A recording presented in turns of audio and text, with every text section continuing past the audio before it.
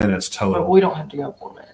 We don't have to. I think it's like 2 minutes when you get the gist of it. Let's do 2 minutes then. Or 5 to get stopping point, whatever feels right.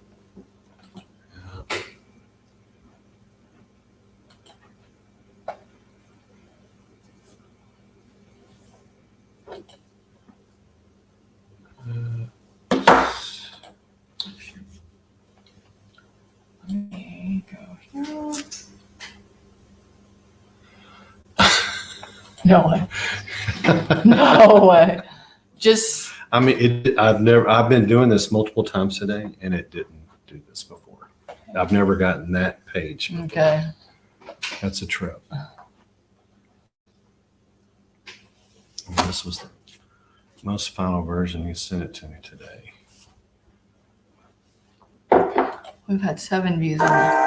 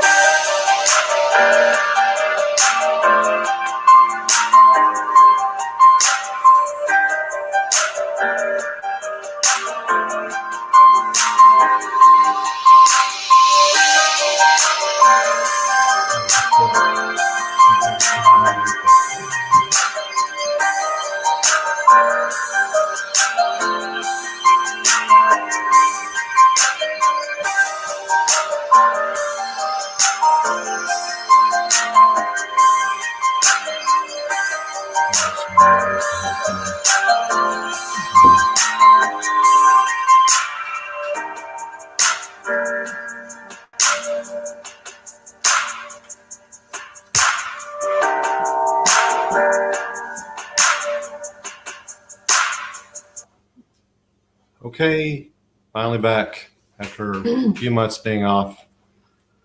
Ides of Apocalypse. We pick those two, kind of go together for a reason. Right? Because the twisting of words have made it a negative, but we're making it a positive. It's a time of celebration.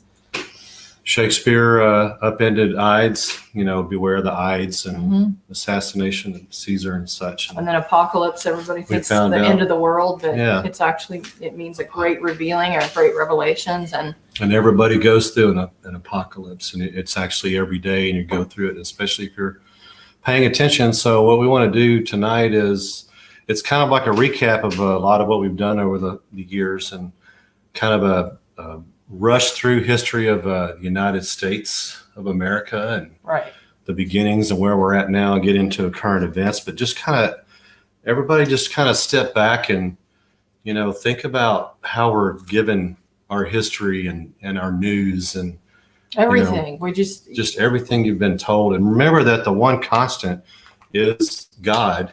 God doesn't change.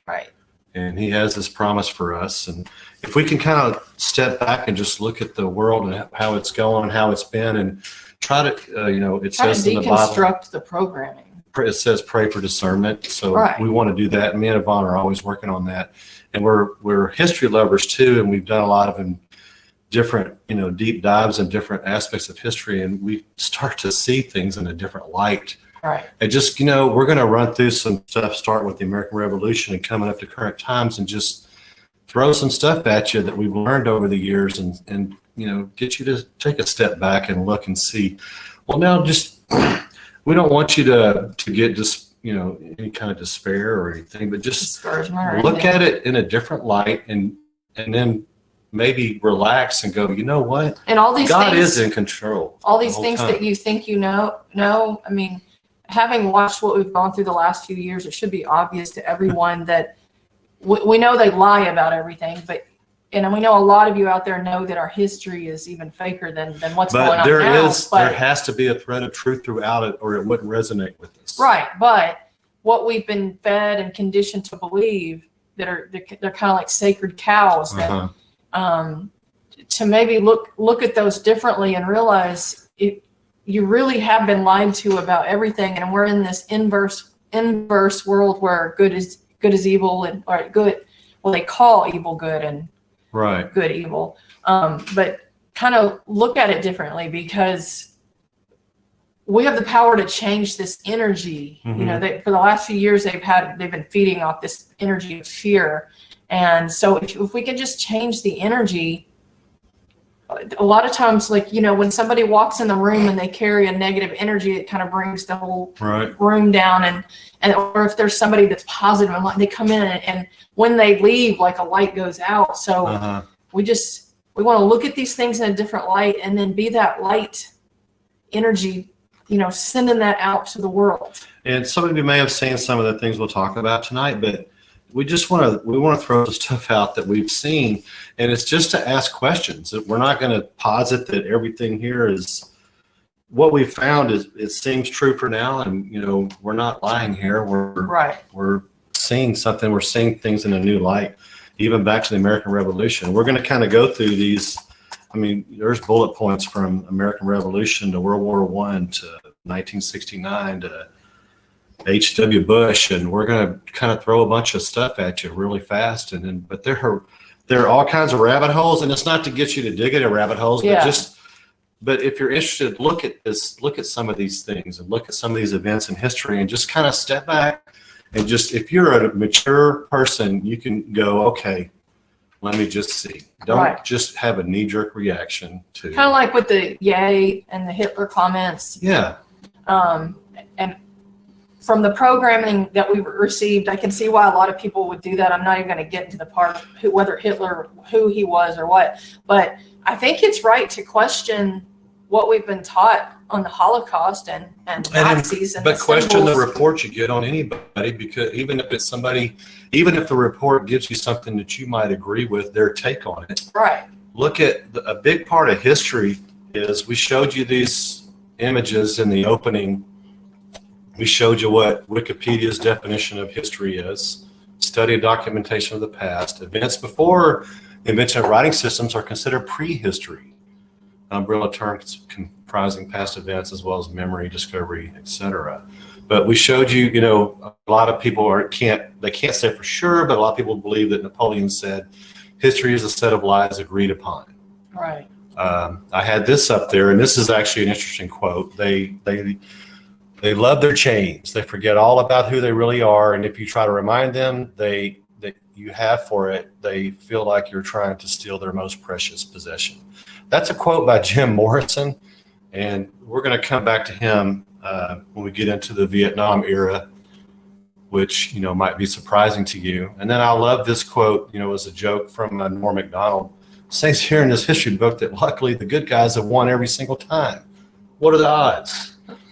And with there's another saying that people attribute to Mark Twain, that history doesn't repeat itself, but it sure does rhyme a lot. Right. And then, we wonder about Mark Twain. Was he a real character?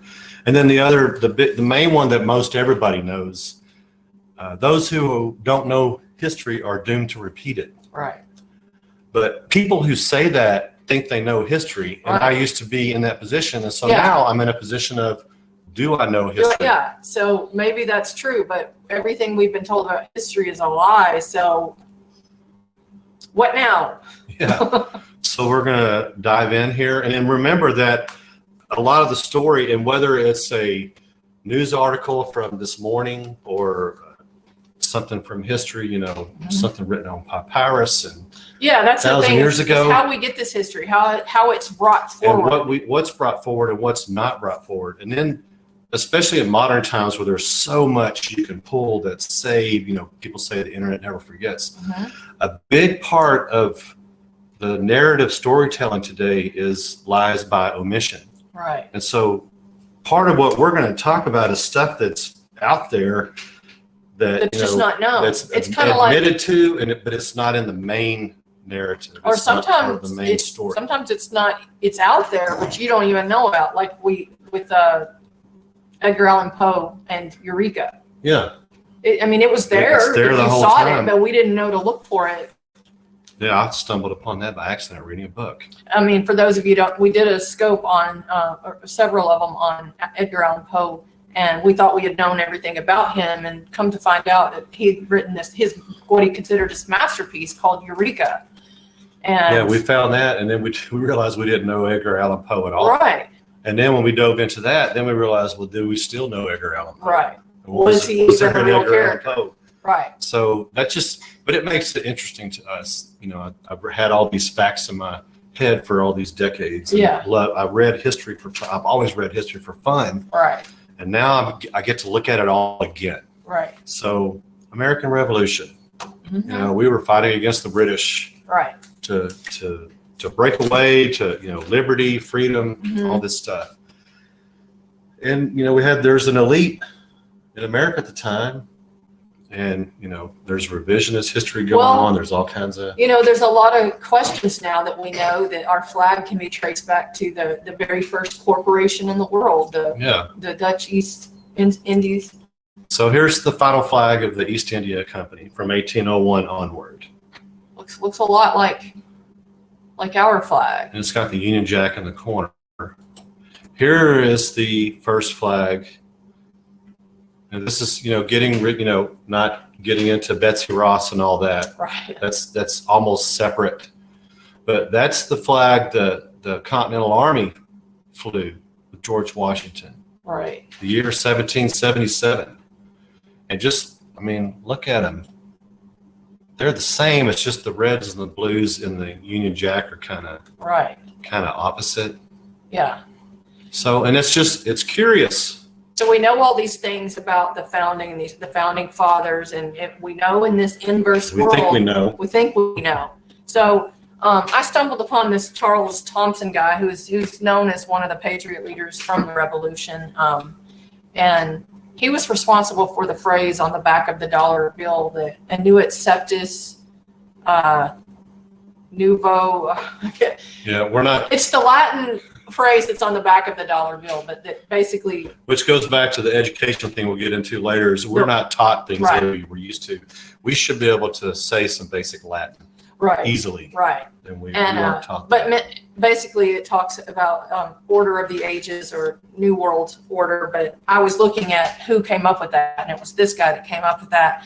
And then I learned that. So what this guy was is he was he was the secretary of the Continental Congress, and he was a writer, and he documented like everything that he saw in the revolution.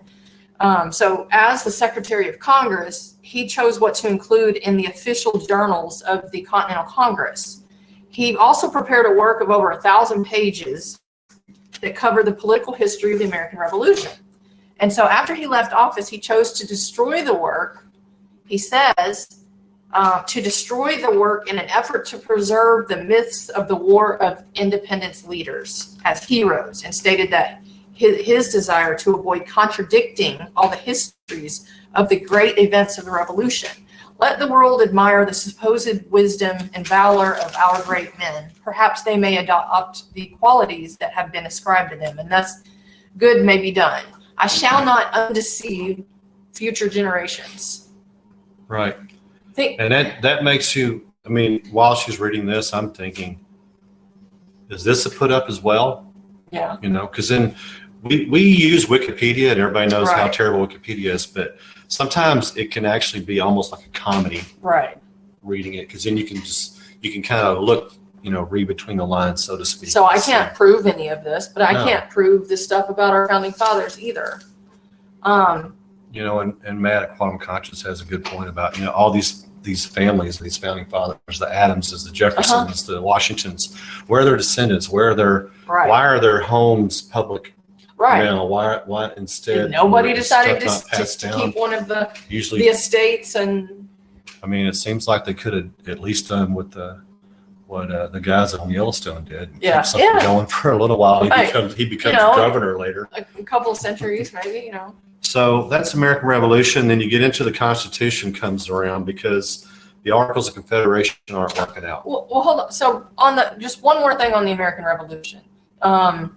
George Washington, first president of the United States. No, he wasn't. He wasn't a member of a party, Republican or Democrat. It was after him that we started to have the factions that, you know, govern and torment us to this day. Yeah. So he wasn't the first president. The number can vary about different 10, people. We'll say 10 or 12 or 14 or. Right. So there were a number from the Articles of But Confederation. he warned about the faction system, the party system. And hopefully remind me is warnings from presidents about things happening. Oh yeah, at the end, because that was in his. But of course, there weren't parties yet then, so maybe he started seeing the beginning of it. It was almost immediate, because it was basically federalism or not, right. You know, loosely tied or. But he was right that they would eventually consume. Yeah. Like a he fire. also talked like about a fire they would consume. Foreign treaties and stuff, alliances with nations and stuff. Right. So Constitution comes around, and nobody's bigger than me and Yvonne and supporters of the Constitution, the Republic, and we're a democratic republic. We're not a democracy and all this. I've got a box back in here somewhere, and it was 50, but it's still got about 45 copies of the Constitution, pocket copies of the Constitution. Yeah. But the Constitution came about because these delegates were put together in Philadelphia to come up with a workable solution to fixing the Articles of Confederation. Right. And what they did instead was locked it down, put soldiers on the doors, windows and everything, swore everybody to secrecy, and hammered out this deal, the Constitution of the United States. How do I know that the Articles of Federation weren't better? No.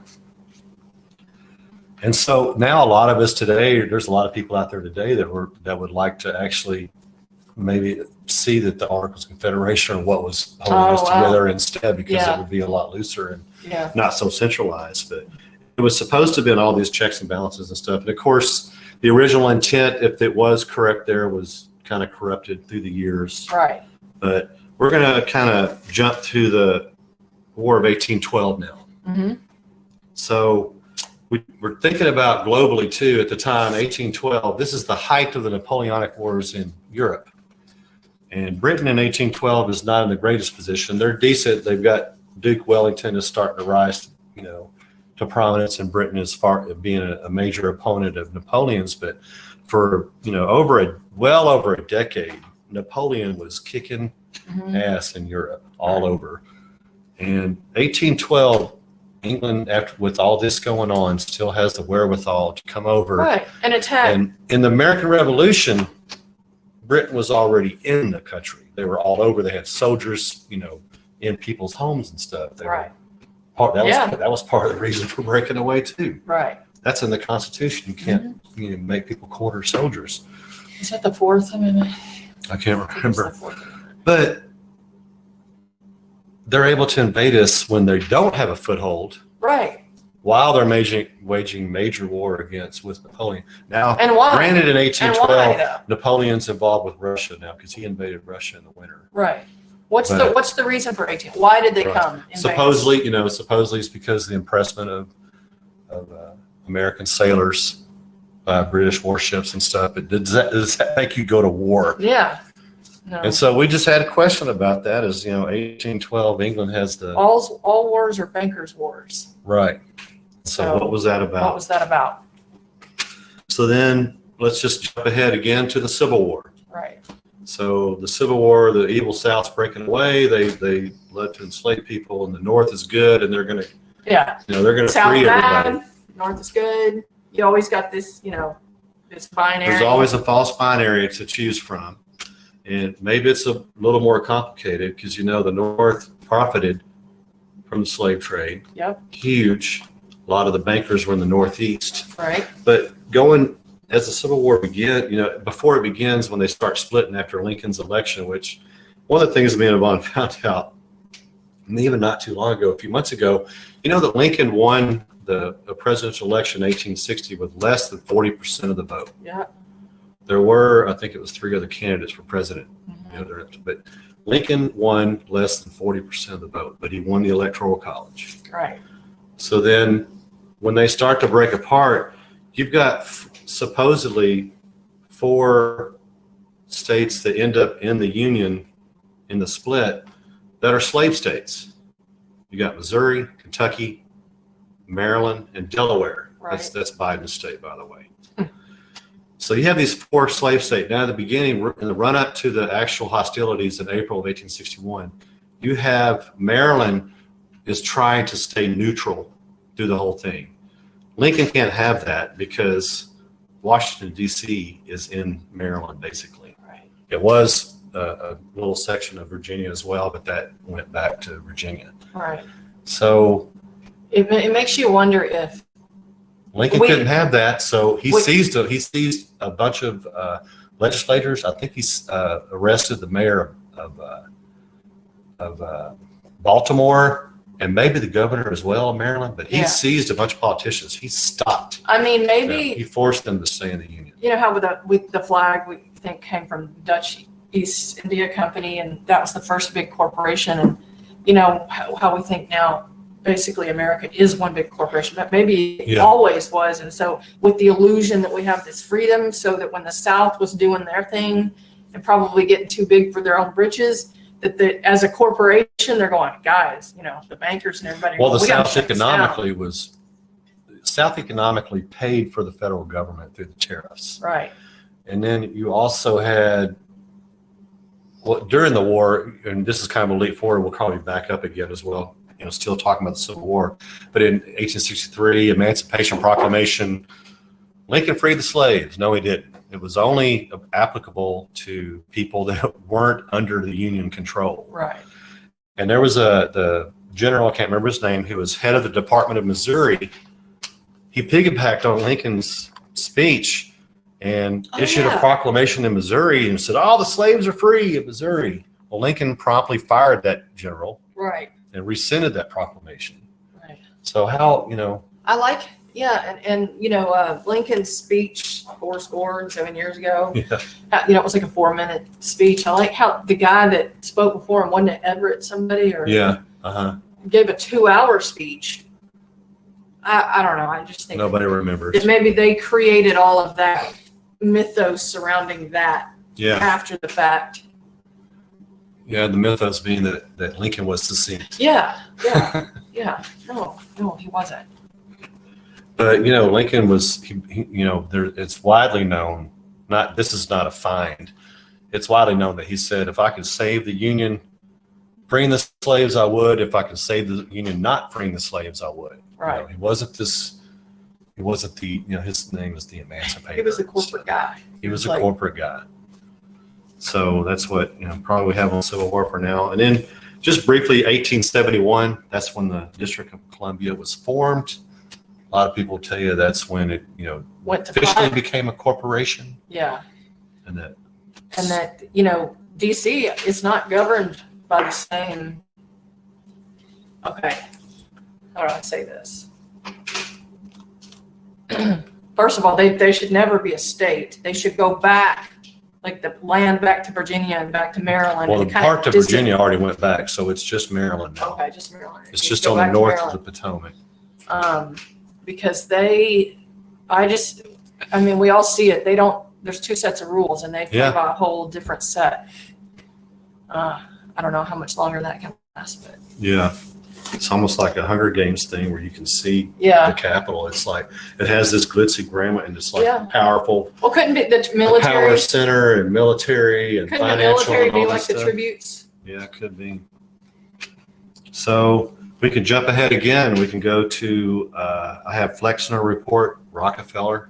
Yeah, There's, every one of these could be its own right. episode. All right, but they happened around about the same time. But the Flexner Report was a report that was summoned by the Rockefeller and the Carnegies to analyze our healthcare system and come up with. They wanted to, Was it like 1907 or 04 or something? Yeah. It was in the early 1900s. and it took them, several years to do it. But by the end of it, Carnegie, when it was all said and done, just wouldn't sign off on it because he saw that Rockefeller was going to turn our healthcare system into a business. A petroleum-based business. Right. And so he didn't sign off on it, which I found interesting. But then after the Flexner Report, that's when our healthcare system was upended into, you could only go to these schools if you wanted to be able to be a doctor. And it went from, it used to take them like 2 years. You could be a doctor to 4 years, 6 Yeah. years, 12 years. It just totally upended everything. We went from a holistic system, we're looking at the whole body, to an allopathic, and your doctors being in the community and actually knowing their patients to ones that, in Flexner, in the report, they specified this, that you shouldn't have a connection. And Flexner himself was not a doctor, which is, I remember Oh, it's so reading that. perfect. So that's happening at the, And then Rockefeller also upended the educational system. You had oh yeah, systemize everything and make it, what you call it, almost on Standard- automatic. like Standardize standardized. everything, make it automatic. and that's kind of like what they did. They did that with the healthcare system. They did that with education. They did that with the financial, because, Yeah. Jekyll Island is your next one, Yeah. with the Fed, before the Fed, you had more small banks and you had, Man, thousands of small banks. Small throughout the bank, country yeah. And with then their you own also- currencies. you also had individuals who were wealthy, where Yeah. I could come to Lou, you've got a lot of money, and I Yeah. could borrow money, and you could charge me whatever interest rate you want to do. You didn't even have to charge me an interest rate. So they went from 60% of the people getting their loans like that, and they flipped it to make it to where banks. Right. And then going back, kind of stepping back a little bit, I don't have this in my notes, but thinking about the railroads instituted the time zones basically and getting everybody on the Yeah. same clock, because every location, their time was based on where the sun was in the sky, Yeah, pretty much. right. But the railroads had to have it all standardized there as well. Yeah.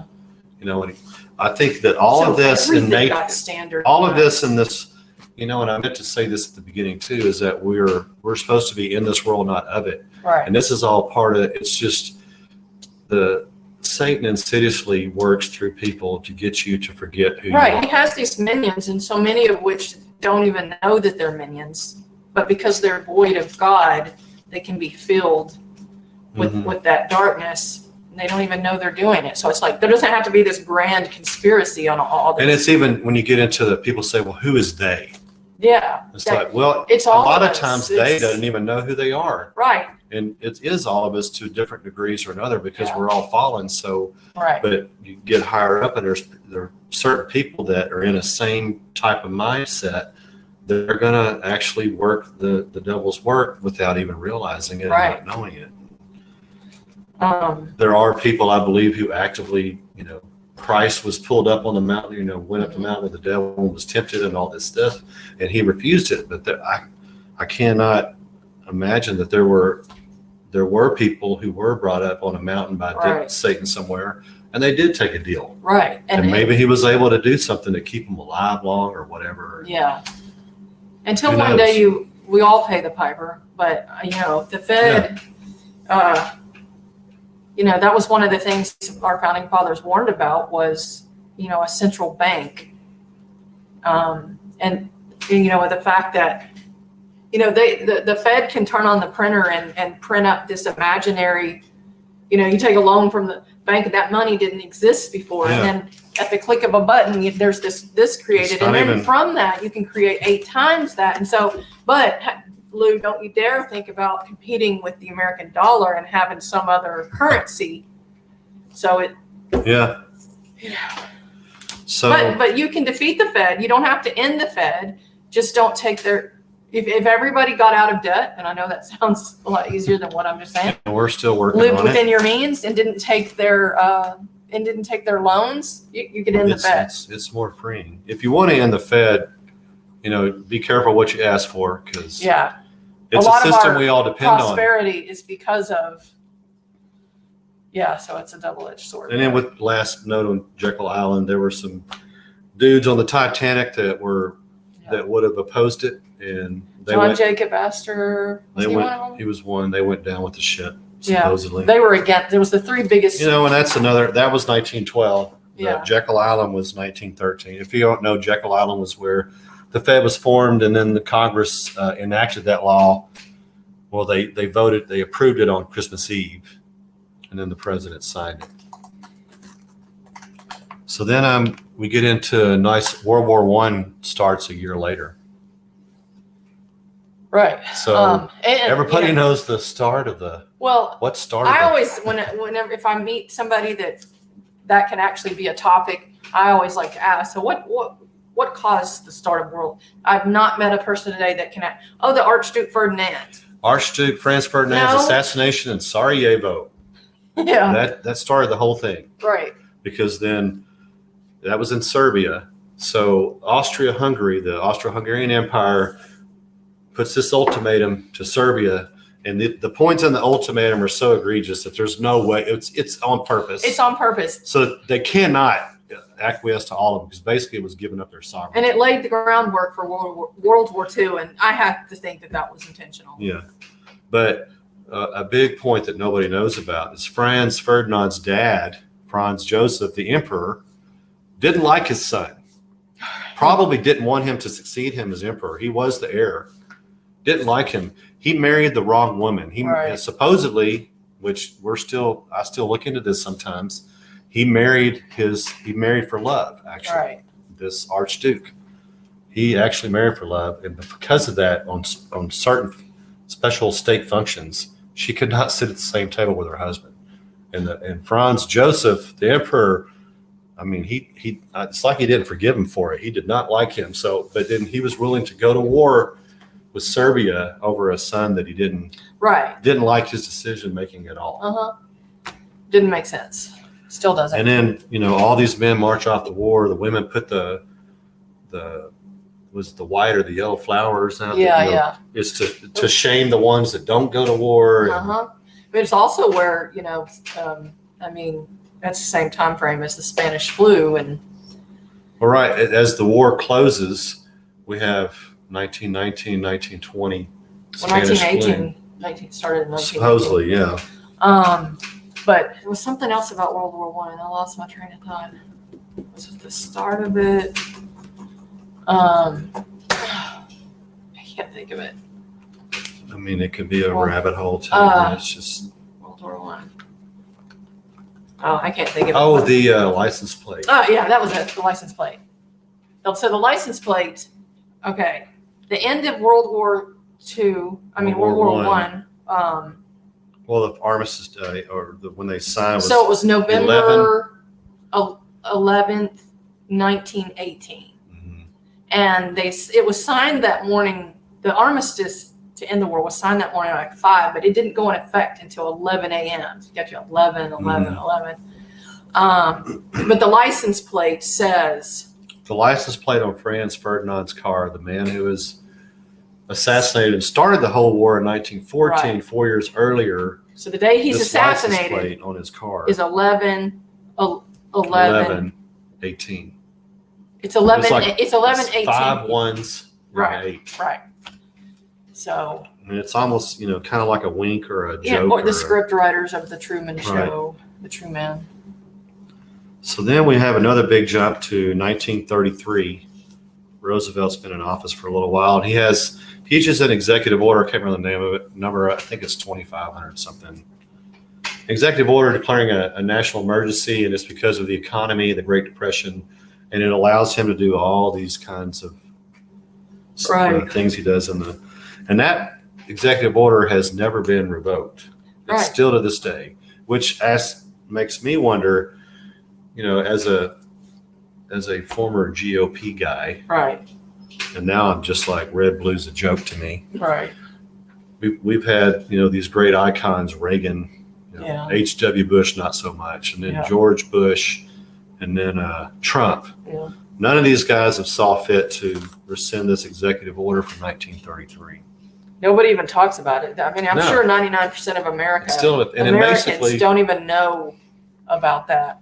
And that could be, there could be a whole show on this executive order. But that executive order, to me, it all boils down to money. And if they rescinded it, it would prevent something. I don't know what, but whatever. It's one of the props. Always follow money. And, in the 30s, there was Prescott Bush, George H.W.'s dad, George W.'s granddad, him and J.P. Morgan and some other folks, they helped finance Hitler's, rearmament in the 30s. Hitler came to power, I guess, in 32, 33. Yeah. Hitler started rearming Germany. They helped finance this stuff. And then I got into this a little bit. I can't remember. I didn't follow it up. But Prescott basically tried to have a little behind-the-scenes coup against Roosevelt. Oh. Because Prescott Bush. I didn't know that. But there was some kind of deal because I think he was arrested or maybe threatened with being charged with treason, basically, for his stuff with Hitler. Oh. But part of the deal was him and his family were not supposed to be a part of politics anymore. Of course, we know that deal was broken. Yeah. Because a son and a grandson became president. Right. So there was something up with Prescott Bush, and he wasn't just some good old boy. And then we'll get into George. He helped fund the Nazis, so we'll get up into George H.W. Bush later. He's a seedy dude. Sure is. So now we have good old World War II. Lead up to World War II, and this is still in the 30s. This is when was an America First, the original America First. Lindbergh's a part of that. Oh, we forgot Charles Lindbergh, yeah. That'll come up anyway. Yeah. But, Charles Lindbergh was a big America First. It turns out one of our things we're looking at, I think when we're doing a show on Nixon, we looked at Gerald Ford a little bit. Gerald Ford was an America First guy. Very, America was in your history books, it'll call America being inward looking and not, what was the words they used? That we weren't looking at the world. We didn't want to be engaged. Isolationist. That was the word. It's bad. Right. We were isolationists. We were supposed to be engaged with the world, leading it or whatever. Right. But Gerald Ford and among other notable people were big time into that sentiment. And most of the American population was too. Yeah. And that's why we didn't enter the war in 39. We entered in 41. We were attacked by the Japanese at Pearl Harbor. So, but a lot of these people's attitudes changed dramatically. When they come out of the war, Gerald Ford notably was we got to be engaged in all this. We're going to lead the world. Different. I guess World War II was a huge catalyst. I think a lot of the groundwork for the kind of system we're in today is, 1913 with the Fed and World War I and stuff, and in the intervening years. But World War II, turned a switch. Yeah, and there was so much money coming out of the war, that when the war ended, instead of, stopping that funding and going back to a peacetime budget, they a whole lot of different organizations, foundations, agencies were created so that money flow would continue. But Oh, hey, Keenan. I don't know if you're still here, but I just saw your comment. You yeah. replied to him. So anyway, I'm just saying that there was so much money. I mean, Kissinger comes out of World War II. Remember, we found about him as a private in the American Army going through Germany as they were, in late 44, early 45. Kissinger was in charge of towns in Germany. Yeah. As they were being occupied, as they were taking Germany down, as a private in the U.S. Army. Yeah. What sense does that make? Was he speaking his magic then already? I mean, was it like we have the WEF, Klaus Schwab, and they've got leaders infiltrated. I mean, was he a puppet from whatever was the WEF before WEF? Yeah. I don't know. I mean, so much. This could be like a 10-part series talking about World War II. Yeah. I mean, we forget. Well, Operation. Remember those camps? I'm glad you brought that up. Operation Paperclip, and then those camps that were set up where they put those people when they came over. Mm-hmm. And it was a lot, like 300,000. We had like 450,000 German prisoners of war. Yeah. So Britain asked for our help as soon as we got in because they were inundated with them. Yeah. But speaking of Operation Paperclip, it kind of gets into, and we're getting into the post-war now. Eisenhower made this kind of jumps ahead a little bit, but Eisenhower made his great speech at the Oval Office on the way out. Right. Been in the office for 8 years. Right. And told us about the military-industrial complex and the scientific elite, it was like the medical industrial scientific complex for them too. But people forget about that part. That was we didn't know about it actually. Yeah. But that was a big part of it. But he warned us about all this stuff, and then you look back at Eisenhower. I'm like, what? Great guy warning us. He couldn't have told us while it was going on. He was president. President For 8 years, didn't do crap about it. Then you look at Operation Paperclip that brings a bunch of Nazis over. I mean, thousands. Yeah. And combing through Europe to grab these scientists and medical guys too. Yeah. Not just scientists. All kinds. And bringing them to the U.S. because we knew we're going to be battling the Soviet Union puts them at the head of NASA. So NASA formed, but all during Ike's years, he's in charge of the Allied forces while Paperclip's going on. And then he's president, and we get NASA, we get NATO. He's the first head of NATO. Yep.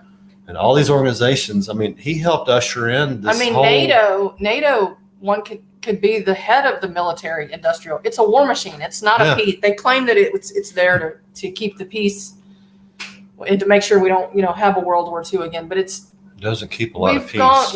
We've had a lot of war. Well, I mean, one thing is, a lot of military gun guys know is 7.62 it's called a NATO round. I mean, it's ammo. Right. And that's a basic 7.62. That's a NATO round. Right. So yeah, there's your pact for peace right there. Yeah. And then just as a quick side note, by freeing the merchant of death or whatever, the war guy, somebody had a great meme. It was, man, the Russian arms dealers called Merchant of Death. They get cool names, but the American ones are named like Lockheed. Right, Boeing. So then we got post-war, and actually we just talked about that. So, and then I've got Iran on here. So a lot of people don't know that our CIA, and this is fully admitted to, that our CIA helped foment a revolution in Iran in 1953. Mm-hmm. We've been running coups for a long time. We've been messing. Going back to Central America and South America in the 1800s. Right. But we took down a popularly elected prime minister named Mossadegh in Iran in 53. The revolution wasn't going so well. I guess the Shah was kind of in power, but the prime minister was elected. He had a lot of the power. Yeah. A big problem with Mossadegh was that the forerunner of British Petroleum was, getting all the oil out of Iran and basically taking every bit of it. He was like, it's coming out of our ground. Maybe we should get 50%.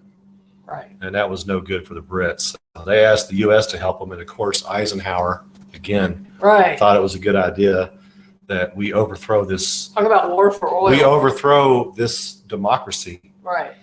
in Iran. And of course, this probably led to some bad blood that, ended up erupting in 1976, was it? Yeah. Ayatollah Khomeini. Yeah. So the revolution's not going according to plan that the CIA has started. They paid a lot of goons and stuff to actually make the other side look bad. They paid a lot of people to be rioters that were identified as a certain section, but they were just paid people. Right. But the Shah flees to Rome, and who does the United States send to Rome to convince the Shah to go back? Because in the meantime, the CIA is regrouping and retooling their efforts in Iran to make this revolution work, and it ends up working. Yeah. They send Norman Schwarzkopf Sr., Stormin' Norman. Stormin' Norman's dad, Yeah. who had a lot of postings in Iran during World War II. So this is a trip that we found this out just looking at something else. Right. And so this mythos of Stormin', because we've talked about the mythos of these generals, Stormin' Norman and his dad was involved in a U.S.-led coup of Iran. And also, in fact, Stormin' Norman's dad, Schwarzkopf Sr., was also the first head of the newly formed state police in New Jersey back in the 30s or late 20s, early 30s. And then, of course, we get back to Lindbergh again. Lindbergh, everybody knows about the kidnapping of the baby. Stormin' Norman's dad is the first law enforcement officer on the scene, and led a lot of the investigation. And we looked at, I can't remember all the details on that, but there was some shady stuff just about the investigation. All through that, yeah. And so why in the run up to Desert, this kind of jumps forward for a second, but the run up to Desert Storm, we see all these biographies and exposés on Stormin' Norman and what a fierce general he is and stuff, and nothing about his freaking dad. Why wouldn't it talk about that? That would have been interesting. And interesting tidbits that people would go, oh wow. But no, that's left off. It's there. It's just, if you go searching. Funny to me. So the Shah, Stormin' Norman's dad, I like to call it that instead of Schwarzkopf. Right. He convinces the Shah to go back to Tehran, and they retool. The revolution is successful. I can't remember what happened to Mossadegh. Yeah, I don't know. People post the pictures of say Iran now. All the they're so bad that the ruling people in Iran are so bad they stifle their people. And they show all these pictures of women on the beaches in the 60s, and they don't have any clothes and stuff. And I'm like, maybe that's something that they were actually against. You're over here corrupting our country. You overthrew our leader in 53 that we all liked. We voted for him. Right. So who knows? So, I skipped Korea, but we don't have a lot on Korea. No. But we got Vietnam, and remember I had this quote from earlier when I was playing the intro. This quote about they love their chains, they forget all about who they really are. And if you try to remind them, they hate you for it. They feel like you're trying to steal their most precious possession. And it's a quote by Jim Morrison. And I don't know if that's true for sure, but it sounds like something that dude would say. Yeah. So, Vietnam starts in earnest in 65. It actually started way before, because Vietnam, part of Southeast Asia, was invaded by Japan before we even got into the war. Right.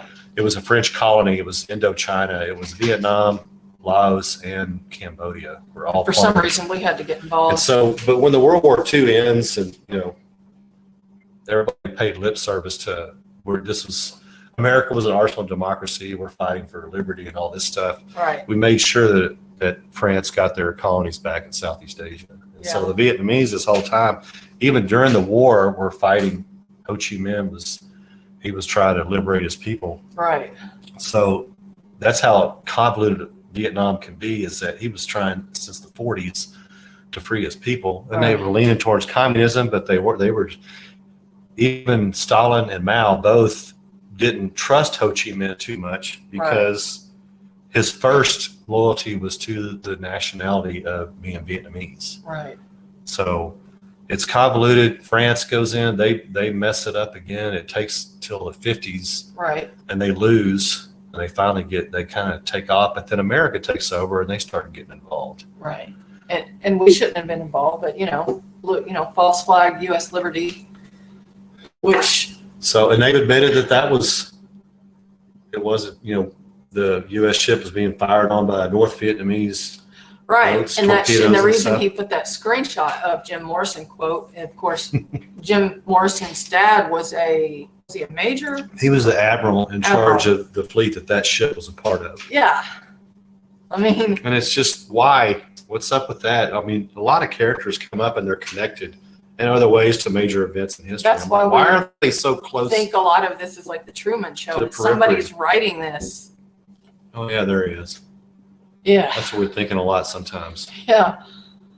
And then there's recently I put off but I guess I was bored one night and I watched that movie We Were Soldiers. Yeah. With Mel Gibson. Mm-hmm. And he played, I think it's a colonel, I can't remember his name.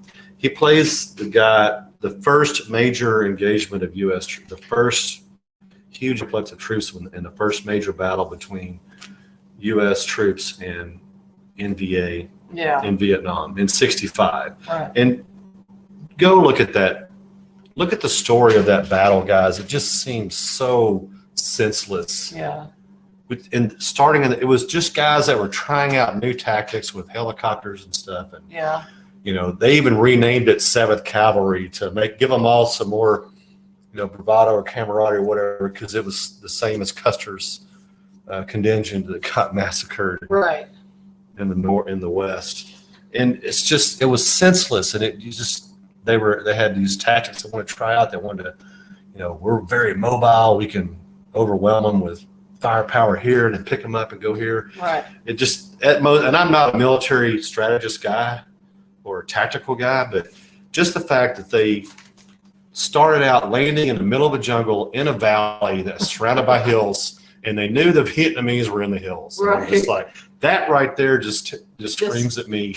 You're playing little chess pieces. Right. And it started in '65. So I'll move on. Right.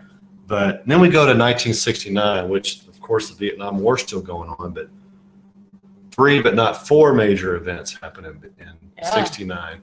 And there's questions about all of them. All of them. And I don't care where you stand on this. If you can just be a man or a woman and step back and look at something and rethink it. Right. And just really think about it. One is Woodstock. Right. The lead up to that, that there was not good communication like there is now. Because they had to keep moving it too.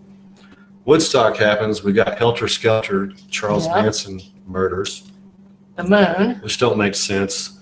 The moon landing. And then the fourth one is Chappaquiddick. Chappaquiddick. I mean, I believe that Chappaquiddick happened the weekend, whatever weekend of the moon landing. Okay.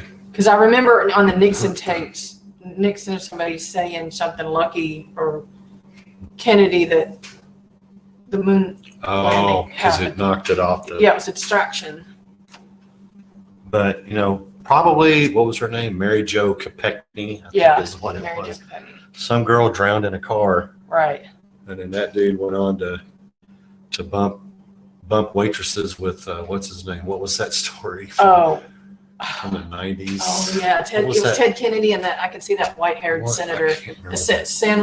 They had a sandwich. Senator sandwich or something. I don't know. Just a lot of. And then, the plumbers from Watergate. There were God, that's 2 or 3 of them that were actually first on scene in Chappaquiddick before it had hit the news. And how could they know that happened before it hit the news? Well, Nixon, that's one of the episodes I have highlighted. We did our episode, Ides episode number 22. The first part of the title is Woodward and Bernstein. We broke that thing down, and it is a freaking joke. Yeah, yeah. And then those guys were, Nixon had them following Kennedy because Kennedy was his biggest political opposition, looked like, for the next presidential election. And so they were following him. So they knew Chappaquiddick had happened. But knowing what we know now of how the CIA, like January 6th, that was a manufactured event, and a lot of events that happen are. So it makes me wonder, was Chappaquiddick engineered? Yeah. I don't know. There's no way to know. We can't prove it, and the media and everybody lies. So now jump to 73. This is the year that the revelation of the Tuskegee experiment. Yeah. A lady, can't remember her name either. There's so many, we can't remember all of it. She broke the story that they've been experimenting on let's say African Americans since the 30s. 1932. And here's what we found. We did a show on this, and that was number 30. We said, what exactly is a Langmuir? And that gets into Alexander Langmuir, the first head of the guy who formed the Epidemic Intelligence Service. And that was a whole nother rabbit hole. But in all the story, there's a bunch of stories. There's even Don Lemon, CNN, interviewing somebody. There's people interviewing Bill Clinton and Barack Obama, because they're all apologizing. Bill Clinton apologized. He gave the first formal apology. I am sorry. And he looked at the camera and said it just like that. I want you to know. And this was just for the people. This was for Guatemala. Was it for? No, Obama was for Guatemala. Okay. So we found out in looking at this. Oh, that's right. That's right. That we did this, it's the experiments on withholding medical care for people who had syphilis. Right. And seeing what would happen to them and watching them over decades, letting them infect their kids, letting them have kids infect them, and all the while lying to them and saying you're getting medical care for your condition. And they weren't. They were just given placebos. Right. And now media, when you go look it up, you can't find anything with Tuskegee itself. They said, no, they didn't intentionally infect them with it. They just took people who already had it, which is bad enough as it is. Right. But we found the same doctor who was responsible for Tuskegee. First of all, we found out they conducted experiments in Guatemala, which we didn't know. And then we found a video, and in that show, we show Obama apologizing to Guatemala. Right. And the same guy, the same doctor that was involved in all three. Had given them syphilis. They had infected them. But he didn't do it in the States. But we're supposed to believe that that they didn't give them syphilis here, but also in Atlanta, Georgia, where John Hopkins was based out of, they just so happen to be working on syphilis, and there's an outbreak. There's an outbreak around that was just around there. Coincidental. And then we got to study this, and then we got to fix it. Right. What is that? That's called the Hegelian dialect. I mean, make the problem, propose a solution, and fix it. Just like they did in 2020, 21, and 1976. So we're going to get to that too. Yeah. So, I mean, we could go into more. Oh, that was also 73, not just the exposure of the Tuskegee experiment. And then it shut down. Right. And of course, nobody really paid. Nobody paid the price. Think of over decades. They just renamed the Public Health Service to. Well, Public Health Service is still there. Federal Health Service is still there, but that's what the Surgeon General is ahead of now. Okay, so then the CDC. But the CDC comes around in the early 50s. Yeah. And we're going to get into that big time. But that same year of the Tuskegee being exposed, that's when the CIA also had said they stopped. They weren't exposed for MK Ultra. Yeah. But when they were, they said, well, we stopped doing that in 73. It's like. Right. They stopped. No, they stopped. We hit it better because this crap at Tuskegee scared us for a second. Right. So then I have Nixon on here. We did that show about Nixon. And that's when I found out about Gerald Ford being very isolationist before the war. Yeah. He ends up going in the Pacific and as an officer, and he is in combat and stuff. But he comes out of World War II an internationalist. Well, what we found out in doing the Nixon thing is that just like now, everything is rigged. And so if you could think of like the whole Watergate thing, the way you do Trump Russia, and the CIA was behind all of those things. And then you have people like Kissinger and Haig. Haig was his chief of staff. He was he became his chief of staff while he was in trouble. Okay. Like he was brought in to be like, but Haig and Nixon both were undermining and Who knows what Haig was undermining Nixon. Haig and Kissinger were undermining, but they went unscathed. Yeah. And anyway, they were a part of but it. what we just learned through that is just everything was rigged. The judicial system, the Joint Chiefs of Staff, Woodward and Bernstein, and how they placed people on the committees that are investigating work so that they could get those leaks. And I think looking back, it's just to keep people in those red and blue camps. And just where they can just control these narratives and the drama to where they can guide the sheep left and right. So then we got the pandemic that never was. And I have a really big frustration with this story, because the way the 2020 narrative went and how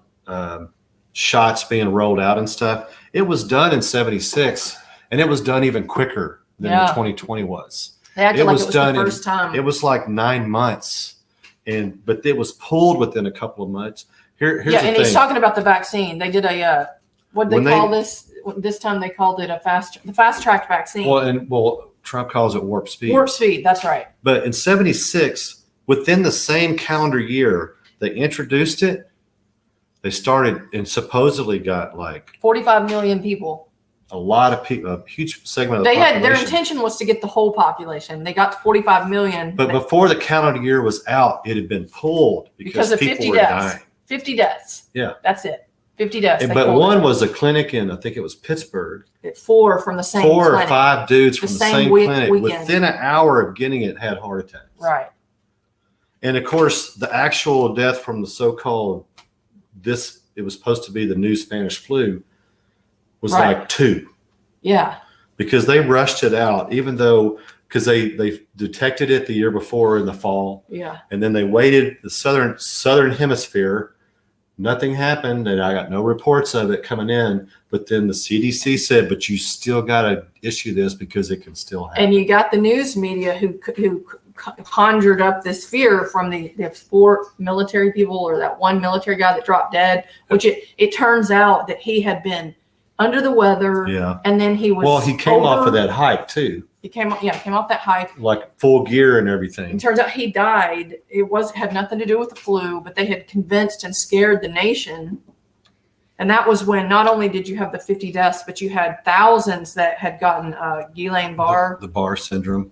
Yeah, and that were paralyzed. So. And there's the fund that paid out. The fund paid out a lot over the next few years, but you can't get much detail. Right. So that was 1976. And then when Reagan gets into office, he's the one that codifies Big Pharma's immunity from lawsuits. That's our right. Here's another icon. That's our right-wing hero. This is another sacred cow. You know, the immigration deal gave up California. If you're, you know, and I don't care anymore. He brought in no-fault divorce. Yeah. You know, really good guy. You know, maybe he was just an actor. I wonder. Maybe his high point was that movie with that monkey. I can't remember that. I haven't seen the thing. Maybe that was the epitome or the acme of his. Right. So I'm missing all these comments. I'm sorry. Keep going. We're terrible about watching comments. Let's see what they're saying. I wish you were my neighbors. I grow your food if you were eating. I wish you were my neighbors. Okay, I'm not sure what all this is. Oh, why didn't my mama make me a Maybe he's just trying to distract. Let's move on. Could be. Yeah. All right. So I had Reagan, but we talked about that. H.W. Bush. Now, I want to say one thing about H.W. Bush, and we could just leave it there. He was the director of the CIA. Picture John Brennan being the president of the United States. Yeah. He was the director. There you go, right there. And he was CIA director when they held the Frank Church hearings, which was all about the MK Ultra and the Mockingbird media and all that. And he was there to make sure. He had something to do with an assassination in D.C. He did. We did. That was our Nixon. He did. He had something to do with that. H.W. Bush, man, the Bushes.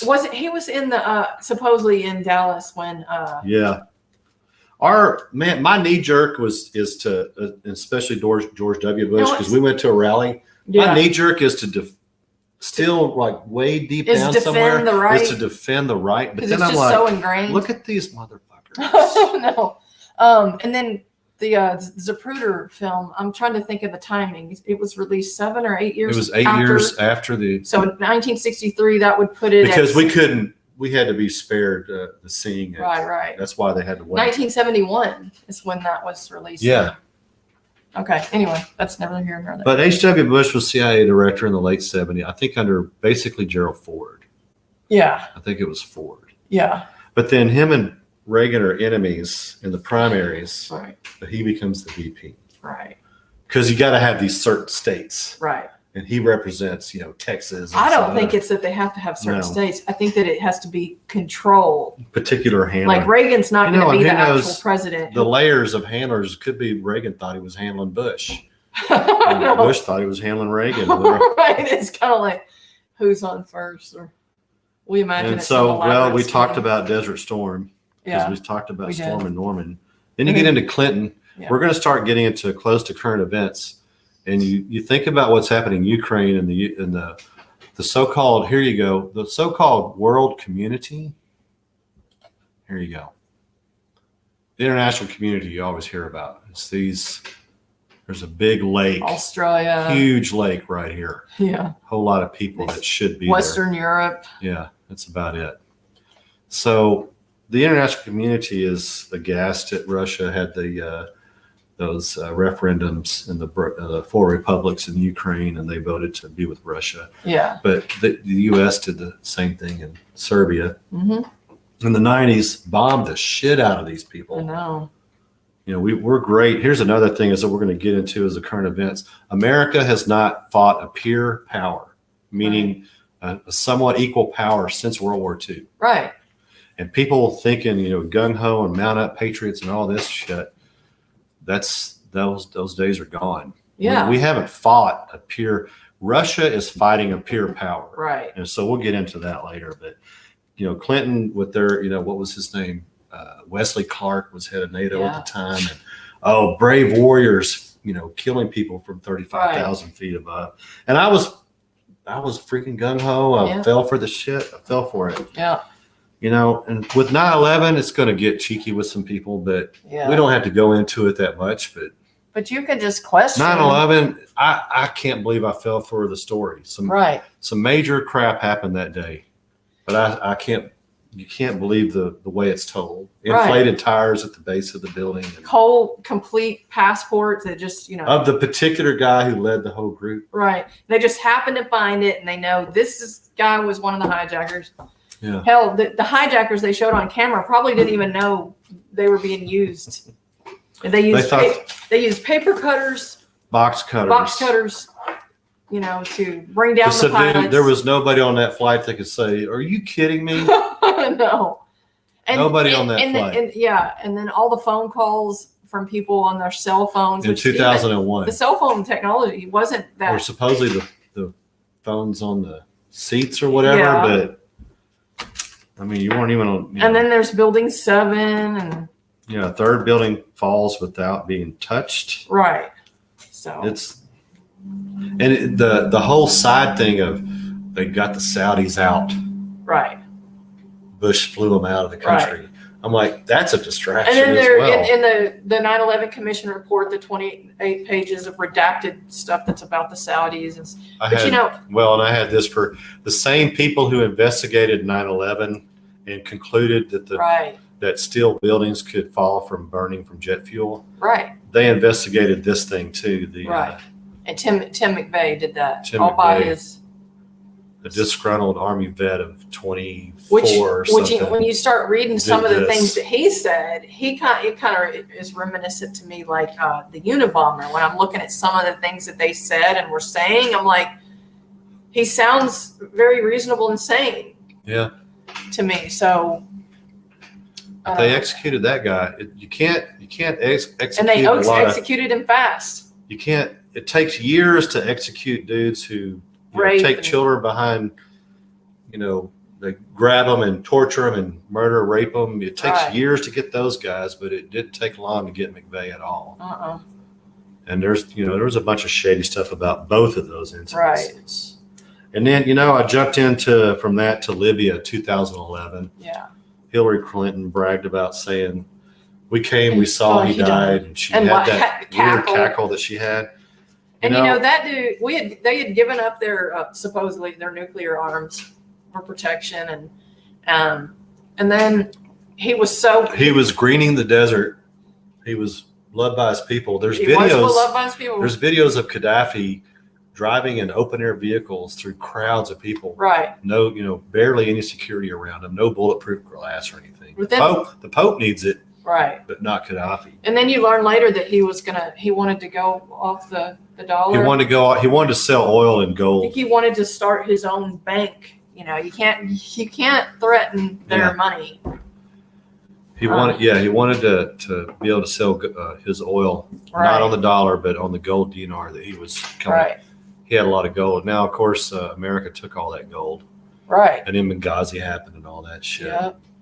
Then from that you get ISIS and Syria and all that. And you're telling us, Syria's gassing their own people. They tried many times to go to war, get us to go to war there. Yeah. And now we got Ukraine. And now, and we got Zelensky getting an Oscar. I mean, it's so in your face. If you're one of these people that has Ukrainian flag in your bio, you're a bonehead. Yeah.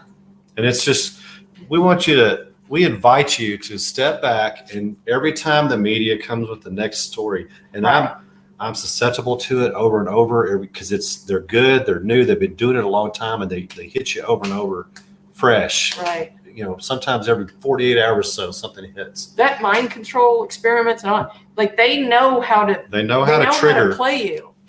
In that book, Silent Weapons for Quiet Wars, where future wars won't be shooting bombs, they'll be shooting situations. Mm-hmm. And every day they're shooting these situations. And what does it have us do? It has us all preoccupied with it, distracted, not looking at what these people are doing to us as a whole. They have us fighting each other, and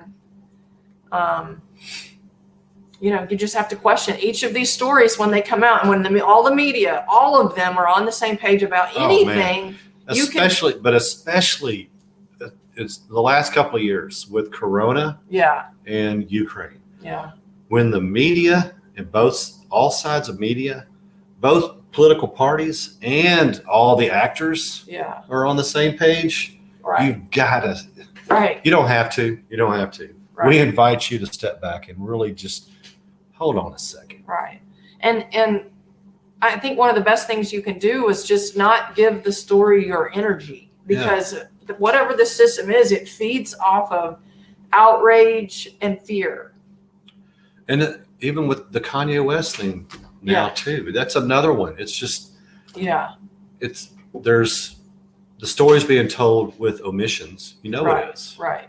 And don't agree with something just because you agree with the premise. Right. Step back and look at what they're actually saying. The folks that I can't stand jumping on Elon Musk, and he's the next savior of. He's the next savior democracy. Of something.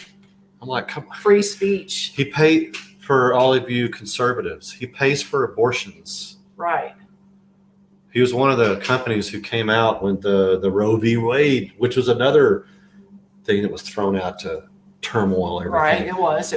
Elon Musk came out and said, we're going to pay for abortions.